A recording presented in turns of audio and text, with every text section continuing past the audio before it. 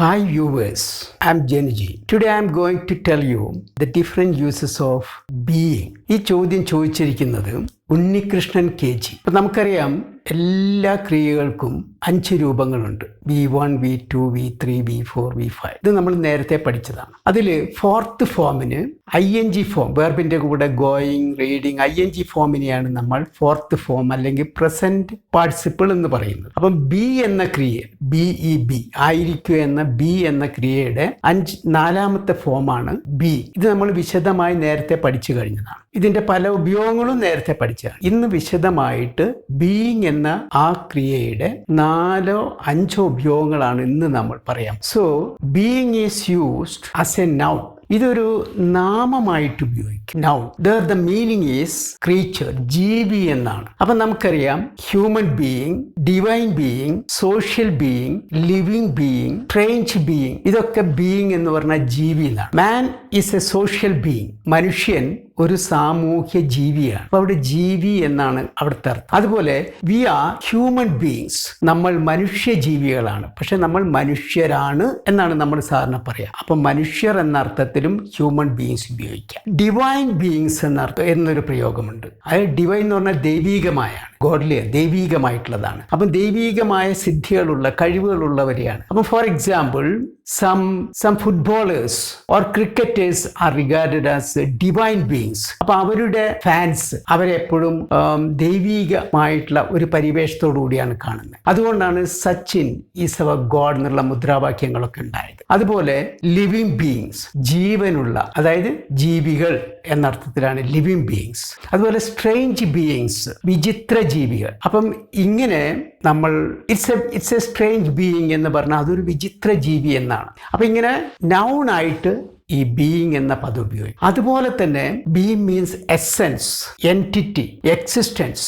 അതായത് ഒരു ഇതിന്റെ എസെൻസ്, ഉണ്മ, അതല്ലെങ്കിൽ സത്ത, ഓർ സോൾ, ആത്മാവ്. ഈ അർത്ഥത്തിലൊക്കെ നമുക്ക് ഈ ബീയിങ് എന്ന പദം ഫിലോസഫിക്കലായിട്ട് വരുമ്പോൾ സോൾ, ആത്മാവ് എന്ന അർത്ഥത്തിൽ ഉപയോഗിക്കും. So what is the secret of our being? നമ്മുടെ ഈ ഉണ്മയുടെ, നമ്മുടെ ഉള്ളിൻ്റെ ഉള്ളിലോട്ട് ചെല്ലുമ്പം ഈ ശരീരമല്ല, മനസ്സല്ല, ബുദ്ധിയല്ല എന്ന തലത്തിലേക്ക് പോകുമ്പം നമ്മുടെ ഉണ്മ, നമ്മുടെ യഥാർത്ഥ എന്താണോ അതിന്റെ രഹസ്യം എന്താണ് എന്നർത്ഥത്തിൽ അവിടെ ബീയിങ് ആണ് ഉപയോഗിക്കുക. അതുപോലെ ബീയിങ് എന്നുള്ളത് കം ഇൻ ടു ബീയിങ് എന്നൊരു പ്രയോഗം ഇംഗ്ലീഷിലുണ്ട്. നിലവിൽ വരിക, കം ഇൻ ടു എക്സിസ്റ്റൻസ് എന്നാണ്. ഒരു എക്സാമ്പിൾ പറയുകയാണെങ്കിൽ this law came into being in 1970. 1970 ഈ നിയമം നിലവിൽ വന്നത് എന്നാണ്. അപ്പൊ come into being means നിലവിൽ വരിക, നിയമം അല്ലെങ്കിൽ ആക്ട് അല്ലെങ്കിൽ ഒരു സംഭവമൊക്കെ നിലവിൽ വരിക എന്ന അർത്ഥത്തിൽ കം ഇൻ ടു ബീയിങ് എന്ന പ്രയോഗമുണ്ട്. ഇനി ടെമ്പററി ബിഹേവിയർ, അതായത് പെർമനന്റ് അല്ല, ടെമ്പററി ആണ്. അതായത് ചിലവരുടെ സ്വഭാവം അത് ടെമ്പററി ആയിരിക്കും. ഫോർ എക്സാമ്പിൾ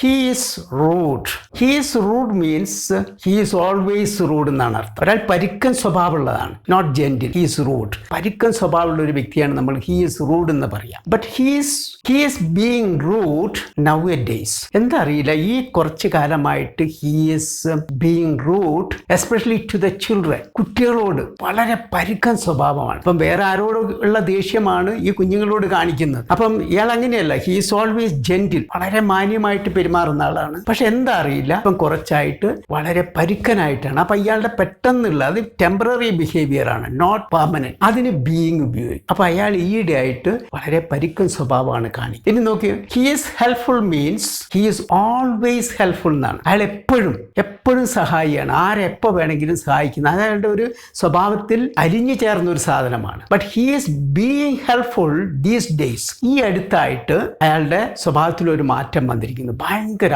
സാധാരണ അയാൾ സഹായിക്കേയില്ല, പക്ഷെ ഇപ്പം ചോദിക്കാതെ തന്നെ സഹായിച്ചുകൊണ്ടിരിക്കുന്നു. എന്തോ കാര്യസാധ്യത്തിനാണ് എന്നാണ് അവിടുത്തെ വിവക്ഷ. So he is being helpful. അപ്പൊ ഈയിടെ ആയിട്ട് അയാൾക്ക് ഭയങ്കര സഹായിയായി മാറിയിരിക്കുന്നു എന്നാണ്. അത് പെർമനന്റ് അല്ല. She is stubborn. സ്റ്റബേൺ എന്ന് പറഞ്ഞാൽ വാശിക്കാരിയാണ്. അവൾ ഭയങ്കര വാശിക്കാരിയാണ്. എപ്പോഴും തൊട്ടതിനും പിടിച്ചതിനൊക്കെ വാശിയാണ്. അവൾ പിടിച്ച മുയലിന് 3 കൊമ്പുണ്ട് എന്നൊക്കെയുള്ള ആ രീതിയിലാണ് അവളുടെ പെരുമാറ്റം. അത് പെർമനന്റ് ആണ്. She is being stubborn. She is being stubborn means ഇപ്പം എന്താണെന്നല്ല, ഒരല്പം വാശിയൊക്കെ തുടങ്ങിയിട്ടുണ്ട്. ഇപ്പം നമ്മൾ കൊച്ചു കുട്ടികളെയൊക്കെ നോക്കിയാൽ കാണാം, അവർ സാധാരണ നല്ല സ്വഭാവമാണെങ്കിലും ചിലപ്പോൾ പനി തുടങ്ങിയുള്ള അസുഖങ്ങളൊക്കെ വന്നു കഴിഞ്ഞാൽ അവർക്ക് പിന്നീട് ഭയങ്കര വാശിയായിരിക്കും. അമ്മ തന്നെ എടുക്കണം, ഭക്ഷണം വേണ്ട, ഇല്ലെങ്കിൽ ഇന്ന ഭക്ഷണം വേണം, ഇങ്ങനെയൊക്കെയുള്ള വാശികൾ കാണിക്കും. അപ്പം നമ്മൾ പറയും ഷീ ഈസ് ബീയിങ് സ്റ്റബേൺ. ഇപ്പോഴാണ് അവൾ വളരെ വാശിക്കാരെ, താൽക്കാലികമാണ് എന്നാണ്. അപ്പം ഈ അർത്ഥത്തിൽ ബീയിങ് ഉപയോഗിക്കും. ഇനിയും ഇതിന്റെ പ്രസന്റ് പാർട്ടിസിപ്പിൾ ഫോം തന്നെ ഒരു ക്ലോസ് ആയിട്ട് ഉപയോഗിക്കും. അതായത് അവിടെ ബിക്കോസ് എന്നാണ് അർത്ഥം. ബിക്കോസ് മീൻസ് കാരണം കാണിക്കുകയാണ്. അപ്പോൾ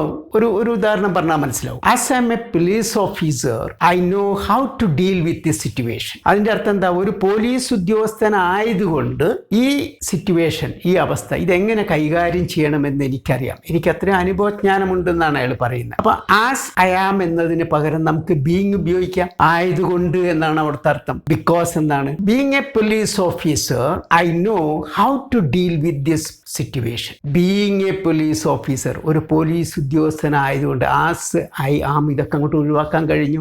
ഇനി വേറെ നോക്കാം.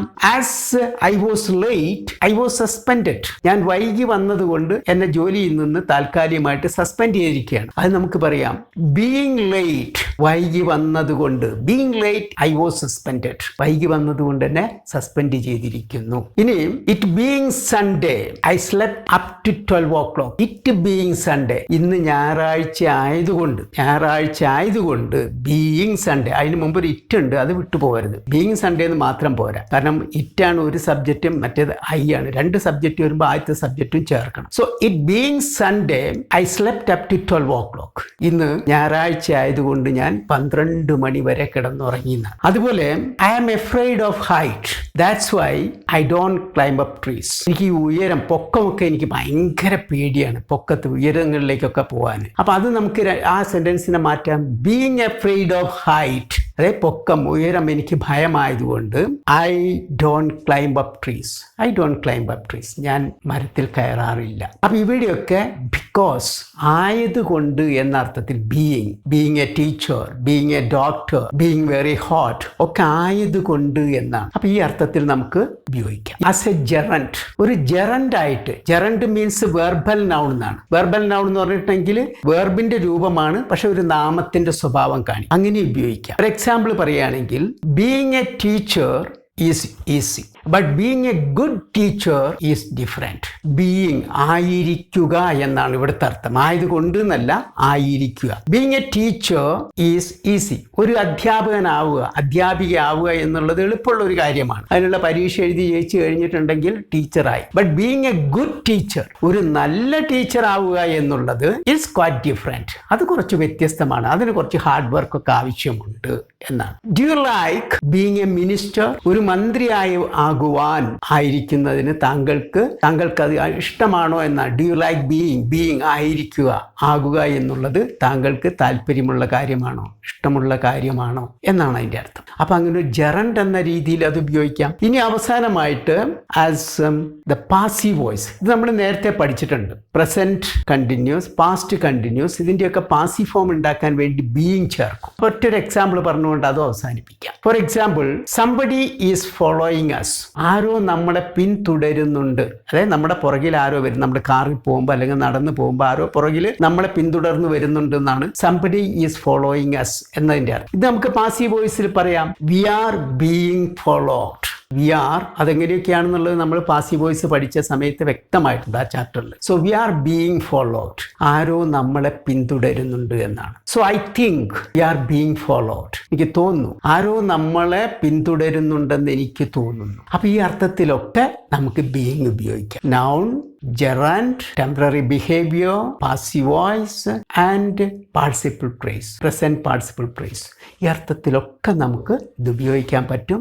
So I hope friends you have understood how to use being in our day-to-day conversation. Thank you very much for watching this video. Goodbye till we meet again.